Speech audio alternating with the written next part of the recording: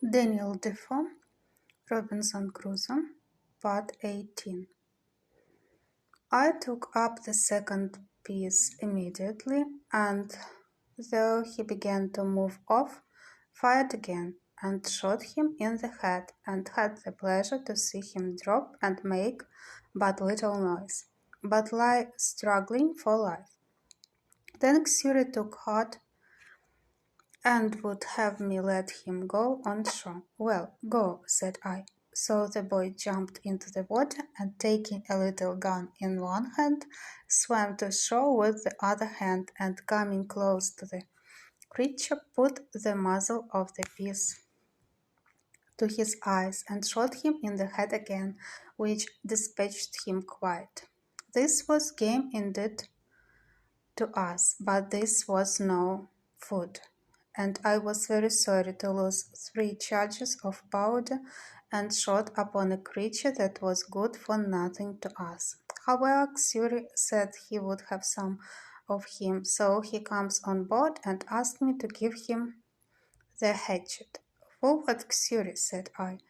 "Me cut off his head," said he. However, Xury could not cut off his head, but he cut off a foot and brought it with him, and it was a monstrous great one.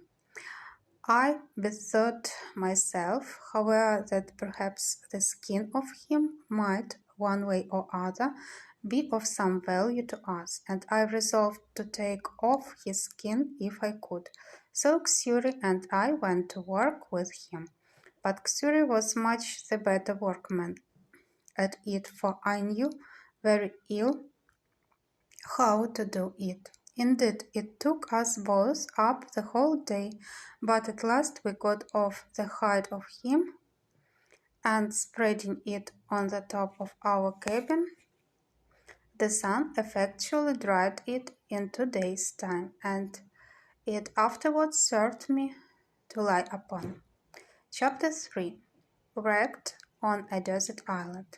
After this stop, we made on to the southward continually for 10 or 12 days, living very sparingly on our provisions, which began to abate very much, and going no oftener to the shore than we were obliged to for fresh water.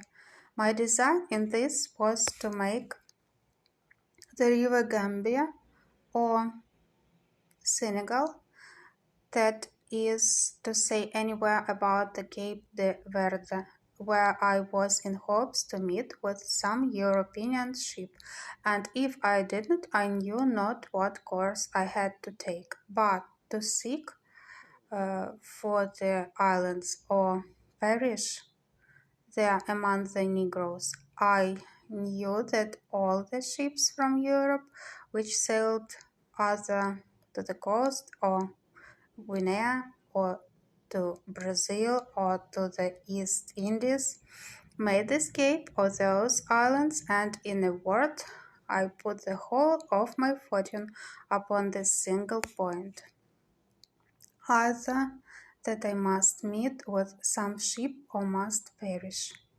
When I had pursued this resolution about 10 days longer, as I have said, I began to see that the land was inhabited, and in 2 or 3 places as we sailed by we saw people stand upon the shore to look at us. We could also perceive they were quite black and naked.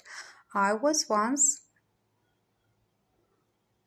inclined to have gone on shore to them, but Xury was my better counsellor and said to me, "No go, no go." However, I hauled nearer the shore that I might talk to them, and I found they ran along the shore by me a good way. I observed they had no weapons in their hand except one who had a long slender stick, which Xury said was a lance, and that they could throw them a great way with good aim.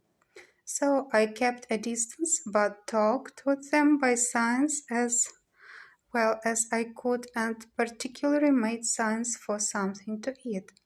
They beckoned to me to stop my boat and they would fetch me some meat.